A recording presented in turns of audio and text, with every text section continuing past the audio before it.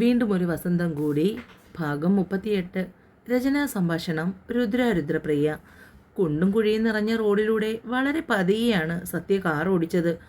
എവിടേക്കാണ് പോകുന്നതെന്ന് നന്ദു പലവട്ടം ചോദിച്ചെങ്കിലും സത്യ അതിന് മറുപടി പറഞ്ഞില്ല. അല്പനേരം കഴിഞ്ഞ് നോക്കുമ്പോൾ കണ്ടു മുഖം വലിച്ചു കയറ്റിയിരിക്കുന്ന പെണ്ണിനെ.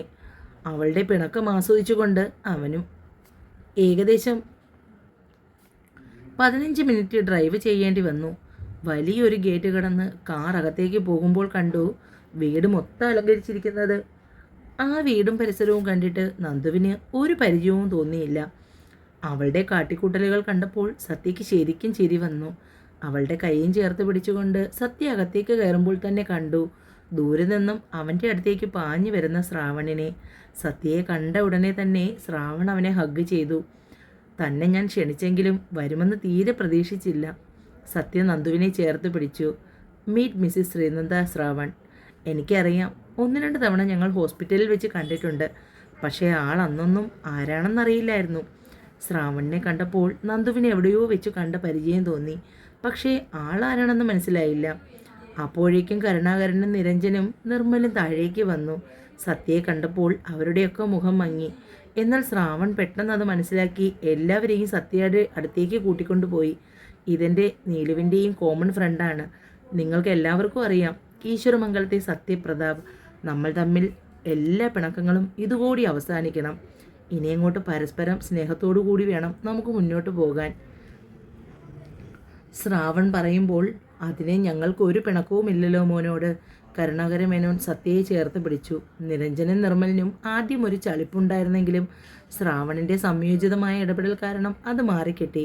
കരുണാകര മേനോൻ നന്ദുവിനെ അടുത്തുള്ള കസേരയിൽ പിടിച്ചിരുത്തി. മോളധികം നിൽക്കണ്ട. എന്നിട്ട് അകത്തേക്ക് നോക്കി ദിയയെ വിളിച്ചു. അവൾ മുറിയിൽ നിന്നും പുറത്തേക്കിറങ്ങി അച്ഛൻ്റെ അടുത്തേക്ക് വരുമ്പോൾ കണ്ടു അടുത്തിരിക്കുന്ന നീലുവിലായിരുന്നു അവളുടെ കണ്ണു മുഴുവനും. അത്രയും ഭംഗിയായിരുന്നു അവളെ കാണാൻ. വീർത്തുന്തിയ വയർ കണ്ടപ്പോൾ മനസ്സിലായി പ്രഗ്നൻ്റ് ആണെന്ന്. മോളെ, ഇത് നമ്മുടെ ഈശ്വരമംഗലത്തെ സത്യയുടെ ഭാര്യയാണ്. നമ്മുടെ കുഞ്ഞിൻ്റെ നൂലുകെട്ടിന് വന്നത്. മോൾക്ക് കുടിക്കാൻ എന്തെങ്കിലും എടുക്ക്. ഉടനെ തന്നെ ദിയ അകത്തേക്ക് പോയി. തിരികെ വരുമ്പോൾ കയ്യിൽ ഒരു ഗ്ലാസ് ജ്യൂസ് ഉണ്ടായിരുന്നു. അത് നന്ദുവിൻ്റെ കയ്യിലേൽപ്പിച്ച് അവളുടെ അടുത്ത് തന്നെ നിന്നു. അല്പനേരം കഴിഞ്ഞപ്പോൾ നൂല് കെട്ടുന്നതിൻ്റെ മുഹൂർത്തമായി. റൂമിൽ നിന്നും പുറത്തേക്ക് ഇറങ്ങി വരുന്ന നീലുവിനെ നോക്കി നിന്നു സത്യയും ശ്രാവണും. ശ്രാവണിൻ്റെ അടുത്ത് നിൽക്കുന്ന സത്യയെ കണ്ടപ്പോൾ ആദ്യം നീലുവിൻ്റെ മുഖത്ത് അമ്പരപ്പായിരുന്നു. പക്ഷേ അവർ രണ്ടുപേരും ചിരിച്ച് സംസാരിക്കുന്നത് കണ്ടപ്പോൾ അവൾക്ക് കാര്യം മനസ്സിലായി. നടന്നു വരുന്ന നീലു ആദ്യം ശ്രാവണിൻ്റെ അടുത്തേക്കാണ് വന്നത്. സത്യയുടെ കൈകളിൽ ഷേക്ക് ഹാൻഡ് ചെയ്യുമ്പോൾ ഇരുവരും അക്ഷരാർത്ഥത്തിൽ ഏറ്റവും നല്ല സുഹൃത്തുക്കളായി മാറിയിരുന്നു. സത്യ തന്നെയാണ് നീലുവിനെ നന്ദുവിൻ്റെ അടുത്തേക്ക് കൂട്ടിക്കൊണ്ടുപോയത്. ഹോസ്പിറ്റലിൽ വെച്ച് 1-2 തവണ കണ്ടിരുന്നുവെങ്കിലും ഇത്രയും അടുത്ത് ഇത്രയും ഭംഗിയിൽ ആദ്യമായിട്ടായിരുന്നു നീലു നന്ദുവിനെ കാണുന്നത്. അവൾ നന്ദുവിൻ്റെ അടുത്തേക്ക് നടന്നു വന്നു. അവളുടെ ഇരു കൈകളും കൂട്ടിപ്പിടിച്ചു. ഞാൻ കാരണം ഒരുപാട് സങ്കടപ്പെട്ടിട്ടുണ്ടെന്നറിയാം. അതിനെല്ലാം കൂടി ചേർത്ത് ഞാൻ മാപ്പ് ചോദിക്കുന്നു. അത്രയും മാത്രം മതിയായിരുന്നു ഇരുവരുടെയും സങ്കടങ്ങൾ ഒഴിഞ്ഞു പോകാൻ.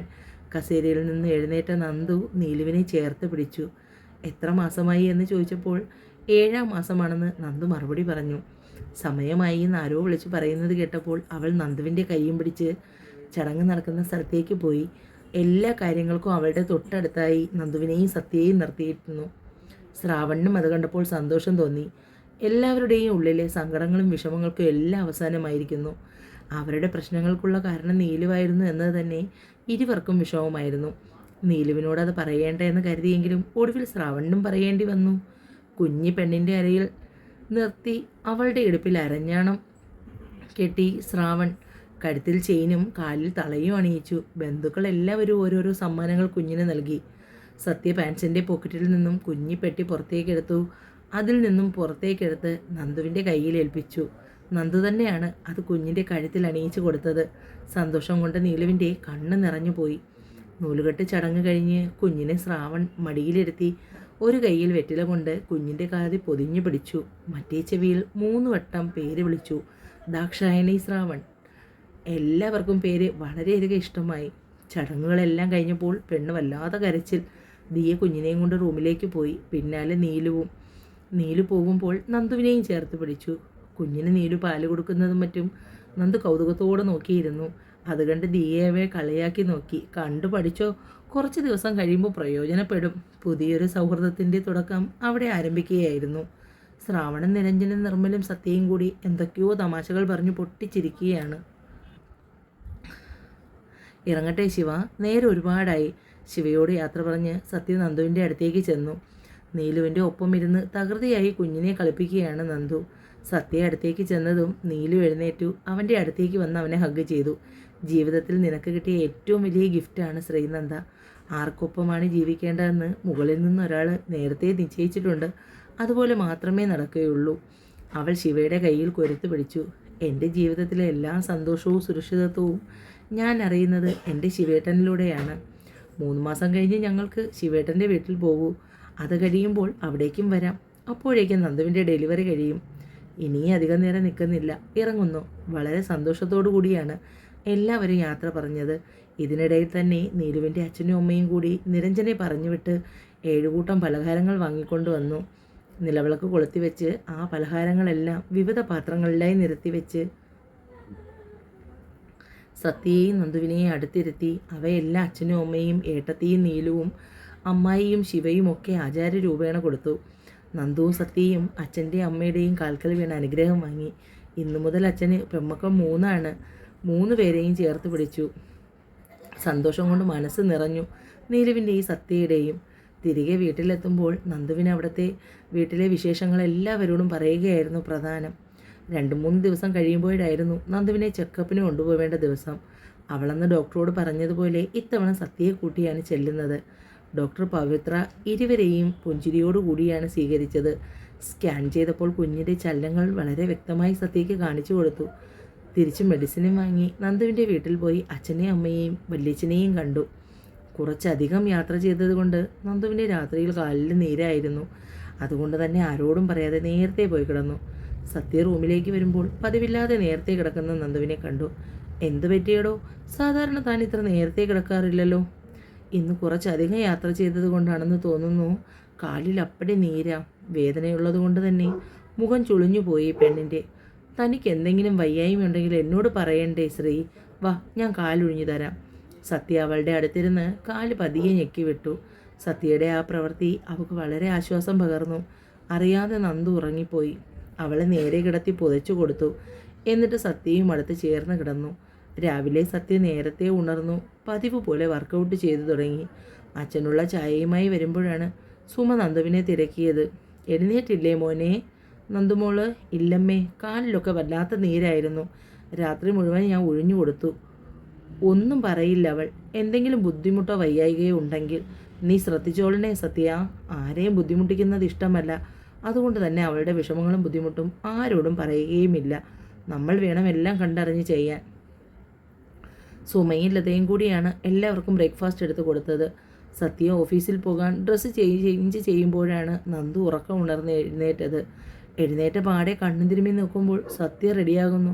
അപ്പോഴാണ് അവൾ റൂമിലെ ക്ലോക്കിലേക്ക് നോക്കുന്നത്. സമയം 10 മണിയാകാൻ പോകുന്നു. ഈശ്വര, ഞാൻ ഇത്രയും ലേറ്റായോ? ബെഡിൽ നിന്നും ചാടി എഴുന്നേറ്റു. ബെഡ്ഷീറ്റ് കാലിൽ കുരുങ്ങി അവൾ വീഴാൻ ആഞ്ഞു. ശ്രീ!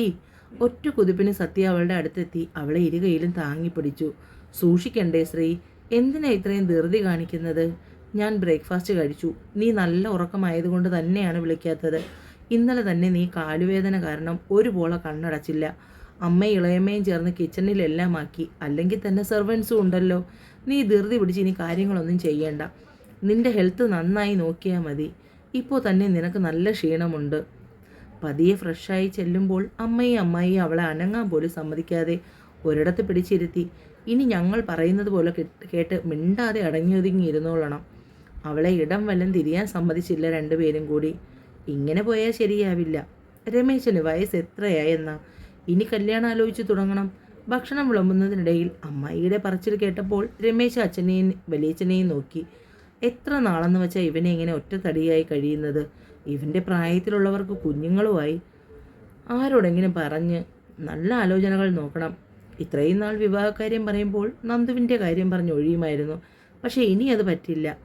ഞാൻ എന്തായാലും ദല്ലാളിനോട് പറഞ്ഞു വയ്ക്കാം, നല്ല ആലോചനകൾ ഉണ്ടെങ്കിൽ കൊണ്ടുവരാൻ. ഉച്ചയ്ക്കുള്ള ഊണ് പോലും എടുക്കാതെ രമേശൻ ഓഫീസിലേക്ക് പോയി. രാവിലെ ചെല്ലുമ്പോൾ തന്നെ ഓഡിറ്റർ വന്നിട്ടുണ്ടായിരുന്നു. അതുകൊണ്ട് തന്നെ അക്കൗണ്ട് ചെക്ക് ചെയ്യുന്ന തിരക്കിലായിരുന്നു എല്ലാവരും. രമേശൻ്റെ സെക്ഷനും കൂടി ആയതുകൊണ്ട് അവന് നിന്ന് തിരിയാനുള്ള സമയം കിട്ടിയില്ല. ഉച്ചയ്ക്ക് ശേഷവും തിരക്കിട്ട പണിയായിരുന്നു. അത് കഴിഞ്ഞ് ഒരു ചായ കുടിക്കാൻ ഇറങ്ങുമ്പോഴാണ് പിയൂൺ വന്ന് MD വിളിക്കുന്നു എന്ന് പറഞ്ഞത്. ഇനി അതും കൂടിയേ ബാക്കിയുണ്ടായിരുന്നുള്ളൂ എന്നോർത്തുകൊണ്ട് രമേശൻ ക്യാബിനിലേക്ക് ചെന്നു. അകത്തേക്ക് കയറുമ്പോൾ അവിടെയൊന്നും ആരെയും കണ്ടില്ല. ക്യാബിനോട് ചേർന്നുള്ള പ്രൈവറ്റ് റൂമിൽ നിന്നും ഇറങ്ങി വന്ന ആളിൽ അവൻ്റെ കണ്ണുടക്കി. കുറച്ച് ദിവസമായി രമേശനെ കാണാൻ കിട്ടുന്നില്ലല്ലോ. ഇത്രയും ഭാരിച്ച പണി ഈ ഓഫീസിൽ എന്താണെന്ന് ഞാൻ കൂടി അറിയട്ടെ. ഇന്ന് ഓഡിറ്റിംഗ് നടന്നപ്പോൾ അതിലെന്തൊക്കെയോ അപാകതകളുണ്ടെന്ന് എന്നെ വിളിച്ച് അറിയിച്ചിരുന്നു. അതിൽ രമേശൻ എന്തെങ്കിലും പറയാനുണ്ടോ? അല്ല, ഞാൻ ഒരു എക്സ്ക്യൂസും രമേശൻ പറയണ്ട. ഇപ്പോൾ കുറേ നാളായി ഞാൻ ശ്രദ്ധിക്കുന്നു ജോലിയിലുള്ള നിങ്ങളുടെ ഇറസ്പോൺസിബിലിറ്റി. കുറച്ച് നാൾ ഇവിടെ നിന്ന് ലീവെടുത്ത് മറ്റെവിടെയോ ജോലി ചെയ്യണമെന്ന് പറഞ്ഞു. അവിടെ എന്തൊക്കെയോ പ്രശ്നങ്ങളുണ്ട്, ഫാമിലി പ്രശ്നങ്ങളുണ്ടെന്നും പറഞ്ഞ് രമേശൻ എന്താ മനസ്സിൽ വിചാരിച്ചിരിക്കുന്നതെന്ന് തോന്നുമ്പോൾ പോകാനും തിരികെ കയറി വരാനും ഇത് സത്രമൊന്നുമല്ല. അതാദ്യം നിങ്ങൾ മനസ്സിലാക്കണം. സോറി. അത്രയും പറഞ്ഞുകൊണ്ട് രമേശൻ ക്യാബിനിൽ നിന്നും പുറത്തേക്ക് ഇറങ്ങാൻ തുടങ്ങുമ്പോൾ പിന്നിലൂടെ വന്നവൾ രമേശനെ പുണർന്നിരുന്നു. പിണങ്ങിയോ? അപ്പോഴേക്കും മൃണാളിനി ജയപാലിനെ മുന്നിലേക്ക് പിടിച്ചു നിർത്തി രമേശൻ. പ്ലീസ് മൃദു, ഞാൻ എത്രയോ തവണ പറഞ്ഞിട്ടുണ്ട് നമ്മൾ തമ്മിലുള്ള അന്തരം. അത് മനസ്സിലാക്കിയെങ്കിലും എന്നോട് പെരുമാറിക്കൂടെ? മൃദു ഈ കമ്പനിയുടെ CEO-യും ഞാനിവിടുത്തെ സാധാ സ്റ്റാഫുമാണ്. നമ്മൾ തമ്മിൽ എല്ലാ കാര്യത്തിലും അന്തരമുണ്ട്. ഇതൊരിക്കലും ശരിയായി പോകില്ല മൃദു. രമേശൻ ശബ്ദത്തിൽ വേദന നിഴലിച്ചു. ഈ ഓഫീസിൽ ജോലി ചെയ്യാൻ തുടങ്ങിയ കാലം മുതൽ മൃദുവിനെ അവനോടുള്ള സമീപത്തെക്കുറിച്ച് രമേശന് നന്നായി അറിയാമായിരുന്നു. പക്ഷേ ഒരിക്കലും ചേരാത്ത രണ്ട് ധ്രുവങ്ങളായതുകൊണ്ട് ഒഴിഞ്ഞു മാറുകയായിരുന്നു ഇതുവരെ. അവളുടെ മുഖത്തേക്ക് നോക്കാതെയാണ് രമേശൻ ഇത്രയും പറഞ്ഞൊപ്പിച്ചത്. രമേശൻ അപ്പോൾ എന്നോട് ഒരു തരുമ്പ് പോലും സ്നേഹമില്ലേ? കണ്ണ് നിറച്ചു പിടിച്ചുകൊണ്ടുള്ള അവളുടെ ചോദ്യം കേട്ടപ്പോൾ രമേശന് മറുപടി പറയാൻ കഴിഞ്ഞില്ല. എനിക്കറിയാം രമേശൻ എന്നോട് സ്നേഹമാണെന്ന്, പക്ഷേ അത് തുറന്നു പറയാത്തതാണ്. മൃദുവിൻ്റെ ചോദ്യങ്ങൾക്കുള്ള മറുപടി എൻ്റെ കയ്യിലില്ല. എന്ത് വേണമെങ്കിലും തീരുമാനിക്കാം. അവൻ ക്യാബിൻ വലിച്ചു തുറന്ന് പുറത്തേക്ക് ഇറങ്ങിപ്പോയി. അച്ഛൻ്റെ മരണത്തോടെയാണ് മൃണാളിനി ഓഫീസിലെ കാര്യങ്ങൾ ഏറ്റെടുക്കേണ്ടി വന്നത്. ആദ്യമൊക്കെ ആരോടും മിണ്ടാതെ എപ്പോഴും ആലോചനയോടും ഇരിക്കുമായിരുന്നു. പതിയെ പതിയെയാണ് ആ സ്വഭാവം മാറി ഇന്ന് കാണുന്ന രീതിയിൽ മാഡം എത്തിയത്. ഓഫീസിൽ അധികം ആരോട് സംസാരിക്കുന്നത് കണ്ടിട്ടില്ല. പക്ഷെ തന്നോട് സംസാരിക്കുമ്പോൾ മാഡം വല്ലാത്ത സന്തോഷത്തിലായിരുന്നു. അത് 1-2 തവണ കൂടിയുള്ള സ്റ്റാഫ് പറയുമ്പോൾ മനസ്സിലാക്കി. അതുകൊണ്ട് തന്നെ മാഡവുമായി സംസാരിക്കാൻ കിട്ടുന്ന അവസരങ്ങൾ കഴിയുന്നതും രമേശൻ ഒഴിവാക്കി തുടങ്ങി. ഒരിക്കൽ ഓഫീസിലെ മീറ്റിംഗ് കഴിഞ്ഞ് വീട്ടിലേക്ക് പോകാൻ ഇറങ്ങുമ്പോഴാണ് മൃണാളിനി ഒരു ഹെൽപ്പ് ചെയ്യാമോ എന്ന് ചോദിച്ചുകൊണ്ട് രമേശൻ്റെ അടുത്തേക്ക് വരുന്നത്. രമേശൻ, എൻ്റെ ഡ്രൈവർ അത്യാവശ്യമായി പുറത്തേക്ക് പോയി, എന്നെ ഒന്ന് വീട് വരെ കൊണ്ടുവിടാമോ? അപ്പോൾ പിന്നെ സഹായിക്കാൻ കഴിയില്ല എന്ന് പറയാനും പറ്റില്ല. അതുകൊണ്ട് തന്നെ അന്നവരെ വീട്ടിൽ കൊണ്ടുവിടേണ്ടി വന്നു. പോകുന്ന വഴിയിൽ മുഴുവനും അവരുടെ ജീവിതത്തിൽ ഇതുവരെയുള്ള കാര്യങ്ങൾ രമേശനോട് തുറന്ന് സംസാരിച്ചു. അപ്പോഴാണ് രമേശനെ ഇഷ്ടമാണെന്നുള്ള കാര്യം മൃണാളിനി പറയുന്നത്. അന്നു മുതൽ രമേശൻ ഒഴിഞ്ഞു മാറാൻ മാത്രമേ ശ്രമിച്ചിട്ടുള്ളൂ. പക്ഷേ അവൾക്ക് രമേശനോട് ആത്മാർത്ഥമായ സ്നേഹമായിരുന്നു. ഓരോന്നാലോചിച്ച് രമേശൻ വീടെത്തിയതുപോലും അറിഞ്ഞില്ല. അടുത്ത 1-2 ദിവസം കഴിയുന്നതും മാഡത്തിൻ്റെ കണ്ണിൽപ്പെടാതെ നടക്കാനാണ് രമേശൻ തീരുമാനിച്ചത്. പക്ഷേ പിറ്റേന്ന് ഓഫീസിൽ ചെല്ലുമ്പോൾ കൂടെ ജോലി ചെയ്യുന്ന ദിനേശൻ പറഞ്ഞറിഞ്ഞു ഇന്നലെ രാത്രിയിൽ മാഡം സൂയിസൈഡ് അറ്റംപ്റ്റ് നടത്തിയെന്ന്. അത് കേട്ടപ്പോൾ രമേശന് വല്ലാത്ത ഷോക്കായിപ്പോയി. അവന് പിന്നെ അവിടെ ഇരിക്കാനൊന്നും കഴിഞ്ഞില്ല. ദിനേശനോട് തന്നെ കാര്യങ്ങൾ ചോദിച്ച് മനസ്സിലാക്കി. എങ്ങനെയെങ്കിലും ഉച്ചവരെ അവിടെ കടിച്ചു പിടിച്ചിരുന്നു. അതിനുശേഷം നേരെ ഹോസ്പിറ്റലിലേക്ക് തിരിച്ചു. ദിനേശൻ പറഞ്ഞത് വെച്ച് നേരെ വാർഡിലേക്കാണ് ചെന്നത്. അപ്പോൾ കണ്ടു മയങ്ങി കിടക്കുന്ന മാഡത്തെയും കൂട്ടിരിക്കുന്ന അമ്മയെയും. രമേശനെ കണ്ടപ്പോൾ അമ്മ ചെറുതായി പുഞ്ചിരിച്ചു. വർഷങ്ങളായി രമേശൻ അവിടെ ജോലി ചെയ്യുന്നത് കൊണ്ട് അമ്മയ്ക്ക് അയാളെ നന്നായിട്ടറിയാം. അപ്പോഴേക്കും ഡോക്ടർ പേഷ്യൻറ്റിൻ്റെ ബൈസ്റ്റാൻഡറിനെ കാണുമെന്ന് പറഞ്ഞു. ഞാനൊന്ന് ഡോക്ടറെ കണ്ടിട്ട് വരുന്നത് വരെ മോൻ ഇവിടെ ഇരിക്കാമോ? ശരിക്കും പറഞ്ഞാൽ രമേശന് മൃദുവിനെ തനിയെ കാണണമെന്ന ആഗ്രഹം ഉള്ളിലുണ്ടായിരുന്നു. അമ്മ നേഴ്സിനോടൊപ്പം പുറത്തേക്ക് പോയതും രമേശൻ അവളുടെ അടുത്തേക്കിരുന്നു. നെറ്റിയിൽ പതിയെ തലോടി. പ്രിയപ്പെട്ടവൻ്റെ സാമ്യം മനസ്സിലാക്കിയതുപോലെ അവൾ കണ്ണുകൾ വലിച്ചു തുറന്നു. രമേശനെ കണ്ടപ്പോൾ അതുവരെ അടക്കി പിടിച്ച സങ്കടം മുഴുവനും കണ്ണുനീരായി പുറത്തേക്ക് വന്നു. താൻ എന്ത് ബുദ്ധിയില്ലായ്മയാണ് കാട്ടിയത്? എന്തെങ്കിലും സംഭവിച്ചിരുന്നെങ്കിൽ ഈ ജന്മം എനിക്ക് സമാധാനം കിട്ടുമായിരുന്നോ? ആദിയോട് കൂടിയുള്ള രമേശൻ്റെ ചോദ്യം കേട്ടപ്പോൾ അവനെ തന്നെ നോക്കി. ജീവിതം അവസാനിപ്പിക്കണമെന്ന് കരുതി തന്നെയാണ് ഇങ്ങനെ ചെയ്തത്. ആരും സ്നേഹിക്കാനില്ലാത്തവർക്ക് മാത്രമേ അതിൻ്റെ വേദന മനസ്സിലാവൂ. ഞാൻ തന്നെ സ്നേഹിക്കുന്നത് ആത്മാർത്ഥമായാണ്. അത് താൻ മനസ്സിലാക്കാത്തത് അതെൻ്റെ പരാജയമാണ്. പിന്നെ മരിച്ചു കളയാമെന്ന് തോന്നി. മുന്നും പിന്നും അമ്മയെയും ഒന്നും ആലോചിച്ചില്ല. ഇഷ്ടമില്ലാഞ്ഞിട്ടാണോ ഞാൻ അങ്ങനെ മാറ്റി നിർത്തിയത്? ഒരുപാട് ഇഷ്ടക്കൂടുതലുള്ളത് കൊണ്ടാണ്. എൻ്റെ ജീവിതത്തിലേക്ക് തന്നെ ക്ഷണിക്കാനുള്ള അർഹതയില്ലെന്ന് കരുതിയാണ് ഒഴിഞ്ഞുമാറി നടന്നത്. പക്ഷേ ഇനി ഒന്നിനു വേണ്ടിയും തന്നെ ഞാൻ വിട്ടുകൊടുക്കില്ല. രമേശൻ എഴുന്നേറ്റ് അവളുടെ നെറ്റിയിൽ ചുണ്ട് ചേർത്തു. ഇനിയും ഇതുപോലെയുള്ള മണ്ടത്തരങ്ങൾ എന്തെങ്കിലും ചെയ്താൽ അടിച്ച് ചെവിടും ഞാൻ പൊട്ടിക്കും. എനിക്ക് വേണം നിന്നെ. നടന്ന കാര്യങ്ങളൊക്കെ ആരോടെങ്കിലും പറയണമല്ലോ എന്ന് കരുതിയാണ് സാരംഗിനെ വിളിച്ച് വിവരമെല്ലാം പറഞ്ഞത്. എന്നിട്ടാണ് ഹോസ്പിറ്റലിലേക്ക് തിരിച്ചത്. അപ്പോൾ ക്ഷണിക്കുകയും ചെയ്തു അവനൊരു ധൈര്യത്തിന് വേണ്ടി വരണമെന്ന്. രമേശൻ പറഞ്ഞത് കേട്ട് അവന് ധൈര്യം പകരാൻ വേണ്ടി വന്ന സാരംഗ് കണ്ട കാഴ്ച അവനെ ഞെട്ടിച്ചു. എല്ലായിടവും ഉമ്മ ഉമ്മ കിസ്മി. ഞാനിങ്ങനെ നിന്ന് മുരടിച്ചു പോവുകയുള്ളൂ. ആത്മകഥം കുറച്ച് ഉച്ചത്തിലായിപ്പോയി. അത് കേട്ട് രമേശൻ തിരിഞ്ഞു നോക്കി. തുടരും.